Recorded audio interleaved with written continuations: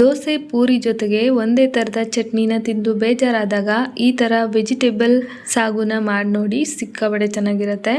ಇದನ್ನ ಮಾಡೋದಕ್ಕೆ ಒಂದು ಕುಕ್ಕರ್ಗೆ ಸಣ್ಣದಾಗಿ ಕಟ್ ಮಾಡಿರೋ ಆಲೂಗಡ್ಡೆ, ಬೀನ್ಸು, ಬಟಾಣಿ ಮತ್ತು ಕ್ಯಾರೆಟು, ನೀರು, ಅರಿಶಿನದ ಪುಡಿ, ಉಪ್ಪು ಇದೆಲ್ಲ ಸೇರಿಸಿ ಕುಕ್ಕರ್ ಲಿಡ್ನ ಕ್ಲೋಸ್ ಮಾಡಿ 2 ವಿಜಿಲ್ ತಗೊಳ್ಬೇಕು.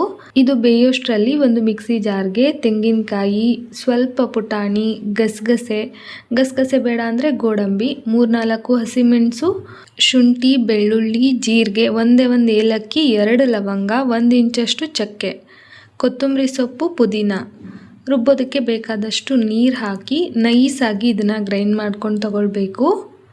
ಇದಾದ ನಂತರ ಒಲೆ ಮೇಲೆ ಒಂದು ಪಾತ್ರೆನ ಇಟ್ಕೊಂಡು ಎಣ್ಣೆ, ಉದ್ದಿನಬೇಳೆ, ಸಾಸಿವೆ, ಕರಿಬೇವು ಇದೆಲ್ಲ ಫ್ರೈ ಆದ ನಂತರ ಈರುಳ್ಳಿನ ಬಾಡಿಸ್ಕೊಂಡು ಟೊಮ್ಯಾಟೊನು ಕೂಡ ಸೇರಿಸಿ ರುಚಿಗೆ ತಕ್ಕಷ್ಟು ಉಪ್ಪು, ಹೋಮ್ಮೇಡ್ ಧನಿಯಾ ಪುಡಿನ ಸೇರಿಸಿ ಚೆನ್ನಾಗಿ ಫ್ರೈ ಮಾಡ್ಕೊಳ್ಬೇಕು. ಅದಾದ ನಂತರ ಮಾಡಿ ಇಟ್ಕೊಂಡಿದ್ವಲ್ಲ ಮಸಾಲೆ, ಅದನ್ನು ಸೇರಿಸಿ ಸ್ವಲ್ಪ ಹಸಿ ವಾಸನೆ ಹೋಗೋವರೆಗೂ ಬಾಡಿಸ್ಕೊಂಡು ಬೆಂದಿರೋ ತರಕಾರಿ ಬೇಕು ಅಂದರೆ ಸ್ವಲ್ಪ ನೀರು ಹಾಕಿ ಚೆನ್ನಾಗಿ ಕುದಿಸ್ಕೊಂಡು ಕೊನೆಯಲ್ಲಿ ಕೊತ್ತಂಬರಿ ಸೊಪ್ಪು ಹಾಕಿದ್ರೆ ಆಯಿತು.